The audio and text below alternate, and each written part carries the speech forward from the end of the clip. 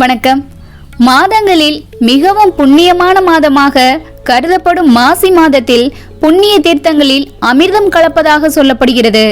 இதனாலேயே இந்த நாளில் புனித நீராடுவது மிகவும் சிறப்பு வாய்ந்ததாகவும் பாவங்களை போக்கக்கூடியதாகவும் சொல்லப்படுகிறது. இந்த மாதத்தில் வரும் அமாவாசையில் முன்னோர் வழிபாட்டினை மேற்கொள்வது சிறப்பு. முன்னோர்களின் ஆசையை பெற்று தெய்வங்களின் அருளால் வாழ்க்கையில் அளவில்லாத மகிழ்ச்சியை பெறுவதற்கு ஏற்ற வழிபாட்டு நாளாக மாசி அமாவாசை கருதப்படுகிறது. முன்னோர் வழிபாட்டிற்குரிய இந்த நாள் பலவிதமான புண்ணிய பலன்களை நமக்கு வழங்கக்கூடியதாகும். ஒவ்வொரு மாதமும் வரும் அமாவாசைக்கு ஒரு தனி சிறப்பு இருக்கும். மாசி மாத அமாவாசைக்கு என்றும் தனியான மகத்துவம் உண்டு. இந்த நாளில் விரதம் இருந்து முன்னோர்களை வழிபட்டால் அனைத்து விதமான தோஷங்களும் நீங்கி சுபகாரிய தடைகளை நீங்கி வெற்றி கிடைக்கும். இந்த ஆண்டு மாசி மாத அமாவாசை அவிட்டம் நட்சத்திரத்துடன் இணைந்து வருகிறது. அவிட்டம் நட்சத்திரத்துடன் இணைந்து வரும் மாசி அமாவாசையில் தர்ப்பணம் கொடுப்பது பித்ருகளுக்கு அளவற்ற மனமகிழ்ச்சியை தரும்.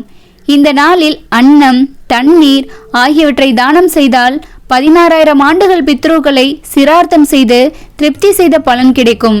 அதுவும் இந்த ஆண்டு மகா சிவராத்திரி கொண்டாட்டத்தின் முடிவாக மாசி மாத அமாவாசை அமைகிறது.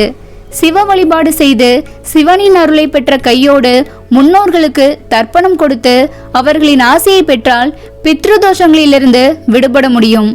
பால்குண அமாவாசை எனப்படும் மாசி மாத அமாவாசை அன்று புனித நதிகள், குளங்கள் அல்லது கோவில்களில் உள்ள நீர்நிலைகளில் புனித நீராடுவது மிகவும் சிறப்புக்குரியதாகும்.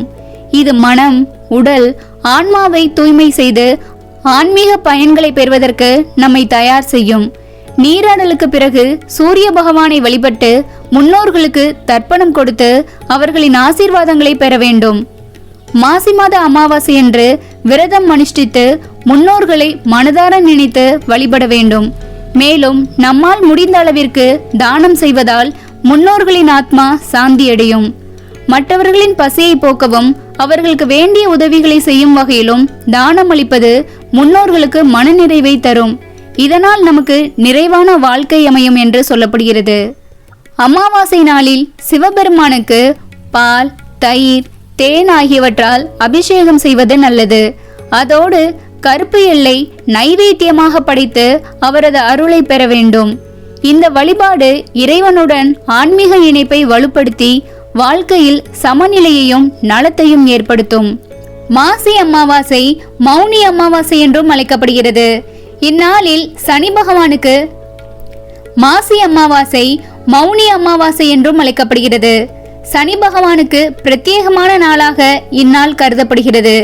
இந்நாளில் அவரை மலர், கருப்பு எல், கடுகு எண்ணெய், கருப்பு துணி ஆகியவற்றை சமர்ப்பித்து வழிபட வேண்டும். மேலும் சனி பகவான் கோவிலுக்கு சென்று அவருடைய அருளை பெற வேண்டும்.